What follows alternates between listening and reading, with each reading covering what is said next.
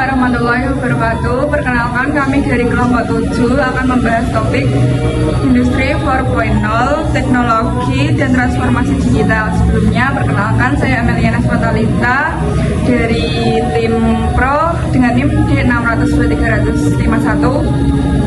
Saya Dimas Rangga Satrianto dengan NIM D623-0065 dari tim Pro.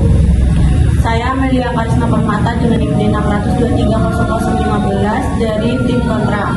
Saya David Aditya Putra Pratama dengan NIM D600-2300-24 dari tim Kontra. Saya Farid Beckham dengan NIM D602-358. Saya selaku host. Selamat datang di acara debat kita hari ini. Topik kita adalah Industri 4.0, teknologi dan transformasi digital. Di satu sisi kita memiliki pihak pro yang akan membahas manfaat dari Industri 4.0 dan sisi lain pihak kontra yang akan menguraikan tantangan dan dampak negatifnya. Mari kita mulai dengan perkenalan dari kedua belah pihak. Terima kasih host. Saya di sini untuk menjelaskan bagaimana Industri 4.0 membawa banyak manfaat signifikan bagi dunia kita. Teknologi seperti Internet of Things atau IoT, Big Data, dan kecerdasan buatan atau AI telah meningkatkan efisiensi dan produktivitas secara drastis di berbagai sektor.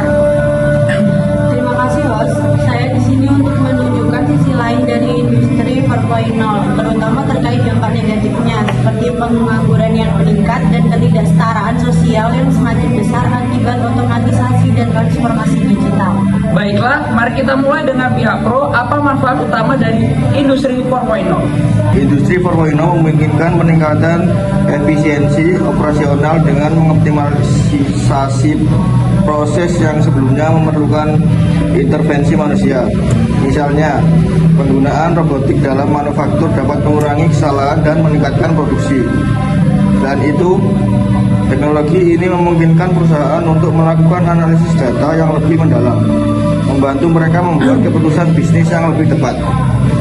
Tidak bisa dipungkiri bahwa efisiensi meningkat, tetapi kita harus melihat dampak sosialnya. Otomatisasi menggantikan pekerjaan yang sebelumnya dilakukan oleh manusia, menyebabkan pengangguran massal, terutama di sektor manufaktur dan jasa. Banyak pekerjaan tidak memiliki keterampilan yang dibutuhkan untuk beralih ke pekerjaan baru di bidang teknologi. Untuk mengatasi pengangguran, pendidikan dan pelatihan ulang sangat penting. Pemerintah dan perusahaan dapat bekerja sama untuk menyediakan program pelatihan yang mempersiapkan tenaga kerja dengan keterampilan yang relevan. Selain itu, transformasi digital membuka peluang pekerjaan baru di bidang teknologi seperti data analis, software develop, dan pekerjaan lain yang membutuhkan keahlian khusus. Meski begitu, pelatihan ulang tidak selalu mudah atau cukup cepat untuk mengimbangi laju otomatisasi. Selain itu, adopsi teknologi canggih ini menciptakan ketidaksetaraan antara pekerja yang terampil dan tidak terampil. Mereka yang tidak memiliki akses ke pendidikan teknologi cenderung tertinggal dan tidak bisa bersaing di pasar kerja yang baru.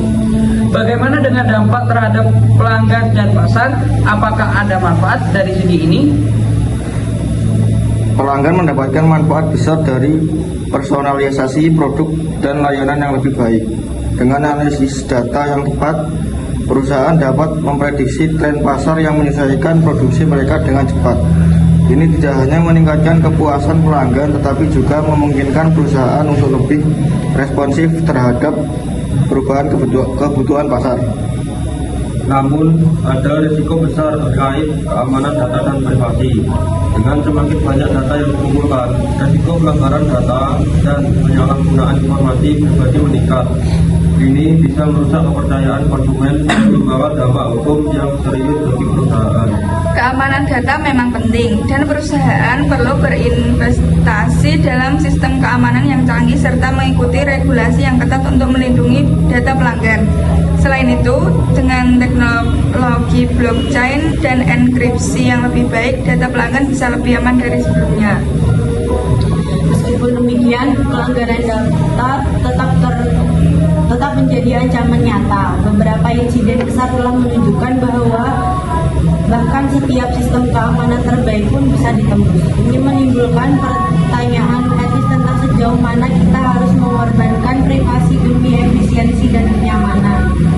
Terima kasih atas pandangan yang sangat informatif dari kedua belah pihak. Sekarang kita akan membuka sesi tanya jawab dari penonton. Bagaimana cara terbaik untuk mengurangi dampak negatif dari pengangguran akibat otomatisasi? Solusinya adalah investasi dalam pendidikan dan pelatihan ulang. Pemerintah dan perusahaan harus bekerja sama untuk menyediakan program pelatihan yang mempersiapkan tenaga kerja dengan keterampilan yang relevan untuk era digital ini. Program-program seperti bootcamp, coding, dan pelatihan teknis lainnya bisa sangat membantu.